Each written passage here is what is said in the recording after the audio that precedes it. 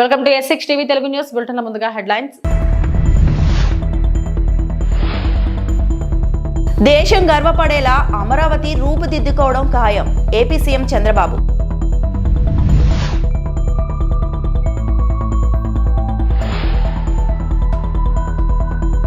దళారుల ఉచ్చులో పడొద్దని రైతులకు మంత్రి నాదెండ్ల మనోహర్ సూచన.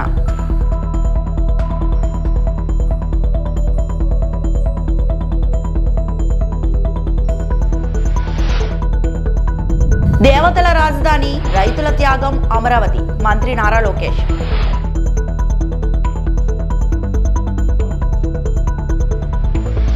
తొలి అందులో T20 ప్రపంచ కప్ లో నేపాల్ ను 7 వికెట్ల తేడాతో ఓడించి చారిత్రాత్మక విజయం సాధించిన తర్వాత ప్రధానమంత్రి నరేంద్ర మోడీ భారత మహిళా అందుల క్రికెట్ జట్టును కలిశారు. భారత సీనియర్ మహిళా జట్టు తొలి వన్డే ప్రపంచ కప్ విజయాన్ని జరుపుకున్న కొద్దిసేపటికే 6 జట్ల టోర్నమెంట్ విజయం సాధించింది. క్రీడాకారులు ప్రధాని మోడీకి ఆటోగ్రాఫ్ ఉన్న బ్యాట్ ను బహుకరించగా ఆయన వారి ధైర్యాన్ని, క్రమశిక్షణను, ప్రశాంతతను ప్రశంసిస్తూ వారి క్రికెట్ బంతిపై సంతకం చేశారు. భవిష్యత్ తరాలకు ప్రేరణగా వారి చారిత్రాత్మక విజయాన్ని మోదీ హైలైట్ చేశారు. वंदे मातरम के 150 साल हुई, तो इसलिए मैंने वंदे मातरम लिखा. हमने सुना है आप बहुत अच्छा गाना गाती हो. गंगाधर शंकर करुणाकर मामव भवसागर तारक भो शंभो शिव शंभो स्वयंभो. वाह. तो मालूम है आपको कि मैं काशी का सांसद हूँ, इसलिए शंभू को याद किया. पेट भर गया. जो मेहनत करके आगे आते हैं उनकी मेहनत कभी भी विफल नहीं जाती. मिलता हूं तो मुझे भी लगता है कि वाह, हमारा देश कितना आगे बढ़ रहा है, कितनी हिम्मत है इन बच्चों में. जैसे हम चुनाव लड़ते हैं ना, तो सामने वाले की जमानत जब जब्त हो जाती है, डिपॉजिट जब्त हो जाती है, तो लोग कहते हैं कैसे इंसान हो तुम, उसकी जमानत भी खा गए. आप लोगों ने इस बार खेल में किसी को 10 ओवर में वापस पेविलियन भेज दिया, तो ये इतनी क्रूरता क्यों करते हो आप? चलिए, सबको बहुत बहुत शुभकामनाएं. आपने देश का नाम रोशन किया है और देश के सभी लोगों को इससे इंस्पिरेशन मिलेगी, और सिर्फ दिव्यांग को नहीं, बाकियों को भी प्रेरणा मिलेगी.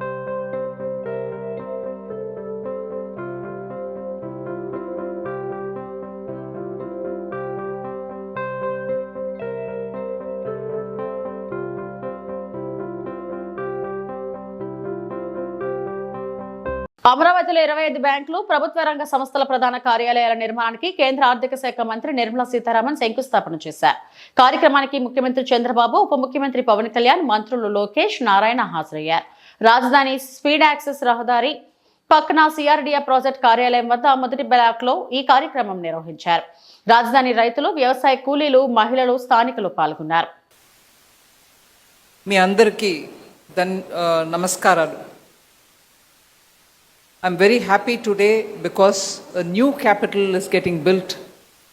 Andhra Pradesh మళ్ళీ క్యాపిటల్ని రీస్టార్ట్ చేయడం అనేది ఒక పెద్ద బ్రహ్మజ్ఞం లాంటిది.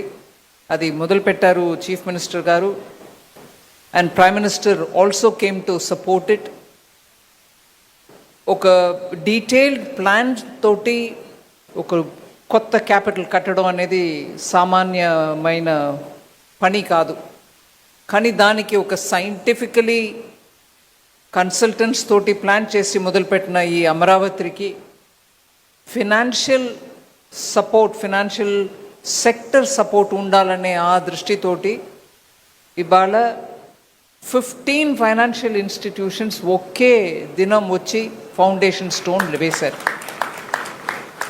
I am very grateful and I am thankful to all the CMDs of all the public sector banks and also the New India Assurance and NABARD, all of whom, LIC, all of whom have come on one day to establish what is going to be for the first time in this country an entire street of financial institutions. Oka capital, oka state capital lo public sector banks andarum present ga undadam, insurance companies undadam itself is a statement. అంటే అమరావతి లాగా futuristic capital plan చేస్తున్నప్పుడు దానికి ఒక financial district ఏర్పాటు చేయడం అనేది is as the honourable chief minister said, financial district was first in Hyderabad when he was chief minister. రాజధాని నిర్మాణానికి రైతులు స్వచ్ఛందంగా ముందుకొచ్చారని సీఎం చంద్రబాబు అన్నారు. 34,000 ఎకరాలు ఇచ్చిన రైతులకు మనస్ఫూర్తిగా ధన్యవాదాలు తెలిపారు. అమరావతిలో 15 బ్యాంకులకు, ప్రభుత్వ రంగ సంస్థల ప్రధాన కార్యాలయాల నిర్మాణానికి కేంద్ర ఆర్థిక మంత్రి నిర్మలా సీతారామన్ శంకుస్థాపన చేశారు. అనంతరం ఏర్పాటు చేసిన సమావేశంలో చంద్రబాబు మాట్లాడారు.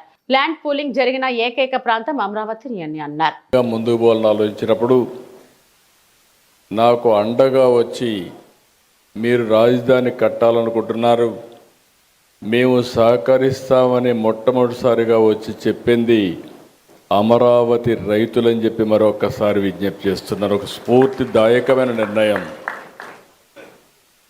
ఇది ప్రపంచంలో ఎక్కడా జరగలేదు.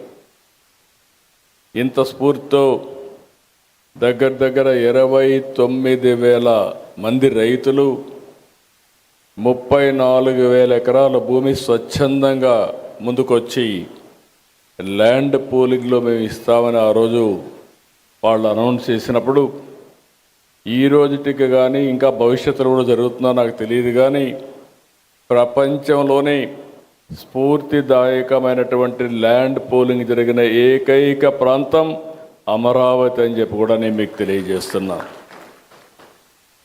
ప్రధానమంత్రి గారు వచ్చి పనులన్నిటికీ పునఃప్రారంభం చేశారు. పనులు కూడా స్పీడ్ అందుకున్నాయి. 2028కి పూర్తిగా, మార్చికి పూర్తిగా కంప్లీట్ చేసేట్టుగా దానికి ముందుకు పోయే పరిస్థితికి వచ్చాం. అయితే ఈరోజు ఈ పనులు జరుగుతున్నాయంటే దానికి కారణం ఇక్కడున్న ఫైనాన్స్ మినిస్టర్ నిర్మలా సీతారామన్ గారని చెప్పి మనస్ఫూర్తిగా మీ అందరికి విజ్ఞప్తి చేస్తున్నా.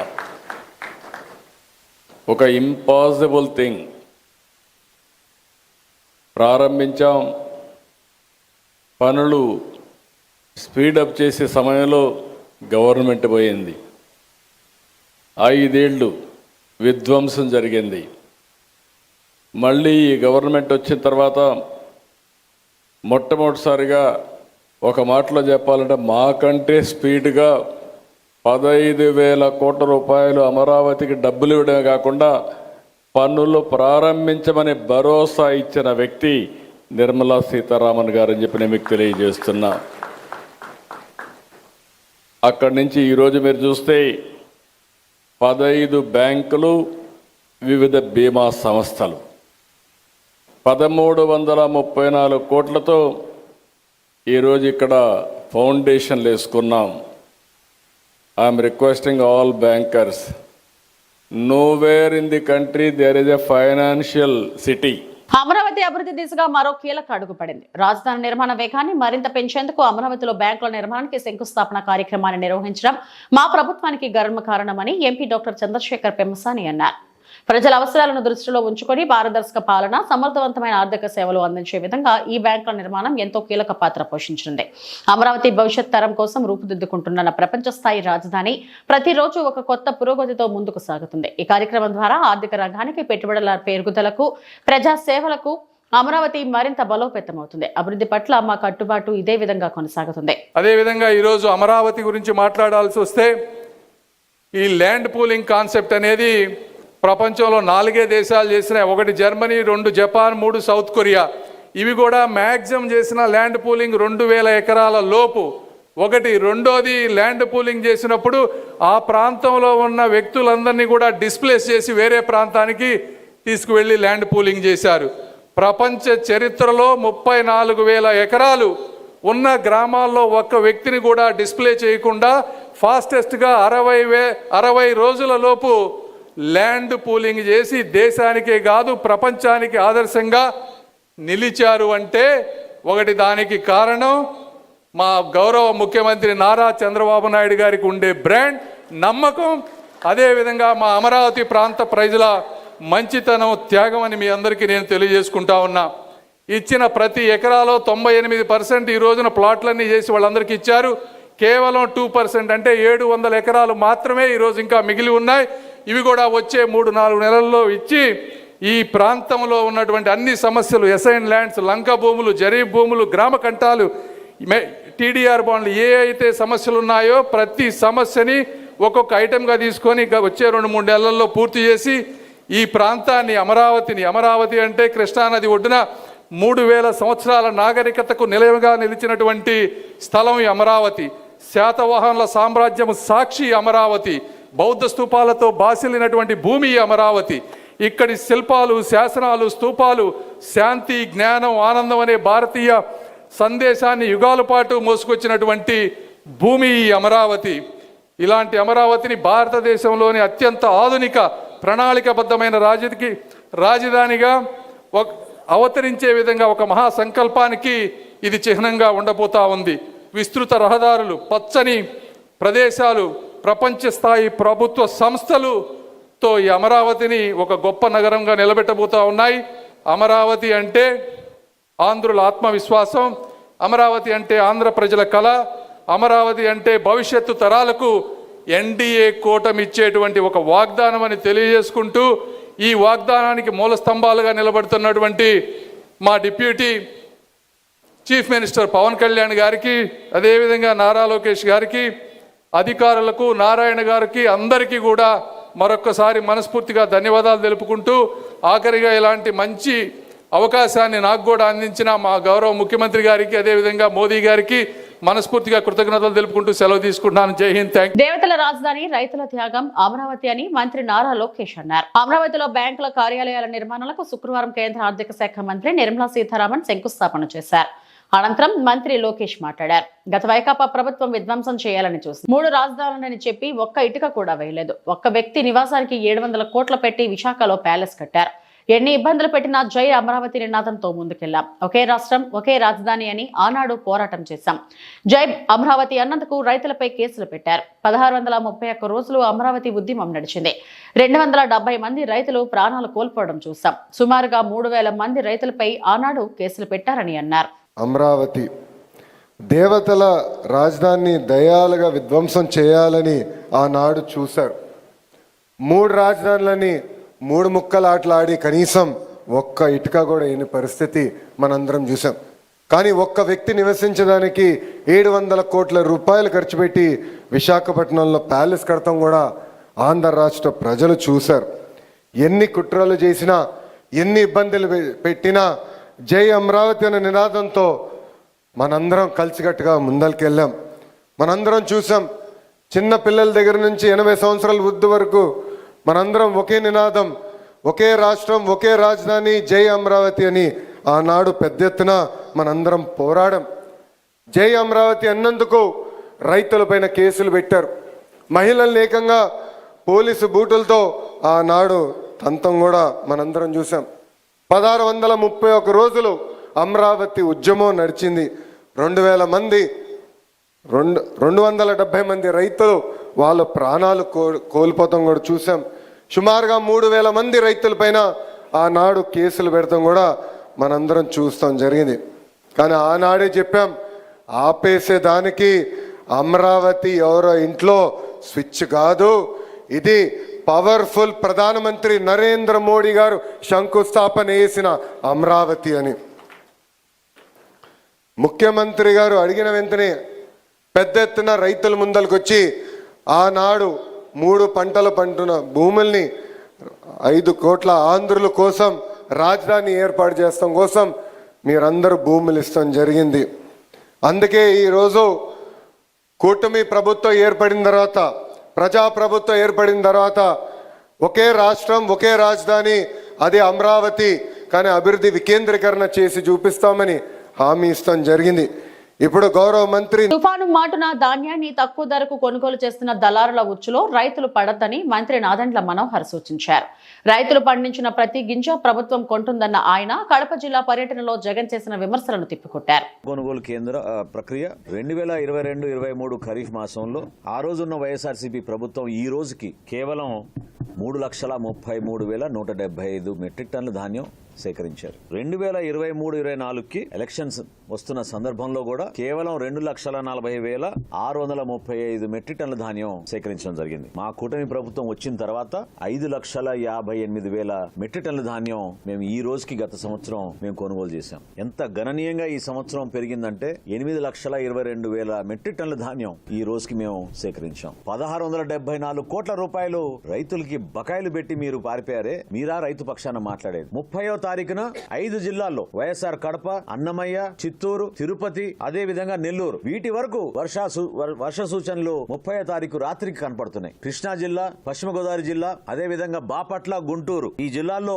ఐసోలేటెడ్ షవర్స్ అంటే కొన్ని ప్రాంతాల్లోనే వర్షాలు పడే సూచనలు 1వ తారీఖు నుంచి ఉంది. కాబట్టి దయచేసి మీరు ఎవ్వరు కూడా హడావడిగా ఈ సమాచారం కావాలని కొంతమంది దుష్ప్రచారం చేస్తూ ఒక అలజడి సృష్టించి తక్కువ ధరకే మీ దగ్గర కొనాలని చేస్తున్న ప్రయత్నాన్ని మీరు ధైర్యంగా దాన్ని తిప్పికొట్టండి. మీకు అండగా మేము నిలబడతామని మీకు మాటిస్తున్నాను. పశ్చిమ గోదావరి జిల్లా నర్సాపురం నియోజకవర్గంలో వైసీపీకి భారీ షాక్ తగిలింది. మొగల్తూరు మండలం రామన్నపాలెం, జట్టిపాలెం గ్రామానికి చెందిన వైసీపీ నాయకులు కడలి బాబుల, కడలి యేసు ఆధ్వర్యంలో సుమారు 200 మంది కార్యకర్తలు వైసీపీకి గుడ్ బై చెప్పి జనసేన పార్టీలో చేరారు. జనసేన పార్టీలో చేరిన వారికి రాష్ట్ర ప్రభుత్వం విప్ నర్సాపురం ఎమ్మెల్యే బొమ్మిడి నాయకర్, మాజీ మంత్రి కొత్తపల్లి సుబ్బారాయుడు, మాజీ ఎమ్మెల్యే కొత్తపల్లి జానకి రాములు పార్టీ కండువాలను కప్పి సాదరంగా ఆహ్వానం పలికారు. ఈ సందర్భంగా ఎమ్మెల్యే నాయకర్ మాట్లాడుతూ పార్టీలో చేరిన వారు పవన్ కళ్యాణ్ ఆశయాలు, సిద్ధాంతాలకు అనుగుణంగా పనిచేయాలని అన్నారు. గత వైసీపీ ప్రభుత్వం రాష్ట్రంలోని అన్ని వర్గాల ప్రజలను నిర్లక్ష్యం చేసిందని, కేవలం సంక్షేమం మాత్రమే చేసి రాష్ట్ర అభివృద్ధిని గాలికి వదిలేసిందని, రాష్ట్రంలో రహదారులు అధ్వాన్న పరిస్థితుల్లో ఉన్నాయని, రాష్ట్రంలో లోటు బడ్జెట్ లో ఉన్నప్పటికీ ముఖ్యమంత్రి చంద్రబాబు నాయుడు, ఉప ముఖ్యమంత్రి పవన్ కళ్యాణ్ ప్రజలకు సంక్షేమం, అభివృద్ధి అందిస్తూ సమర్థవంతమైన పరిపాలన అందిస్తున్నారన్నారు. రానున్న స్థానిక సంస్థల ఎన్నికల్లో కూటమి అభ్యర్థులను భారీ మెజారిటీతో గెలిపించాలని ఈ సందర్భంగా ఆయన్ను కోరారు. ఎంతమంది నాయకులు జాయిరన్నది విషయం కాదు. ఈ రోజున బాబులు కానీ లేకపోతే ఏసు కానీ లేకపోతే మొత్తం మన వాళ్ళు ఇంకా 200 మంది దాకా జాయిన్ అవుతున్నారు. ఒకటే చెప్తున్నా, వీళ్ళ నెంబర్ కాదు, వీళ్ళందరూ కూడా బలమైన వాళ్ళు, మంచి శక్తి సామర్థ్యాలు ఉన్నటువంటి వాళ్ళు.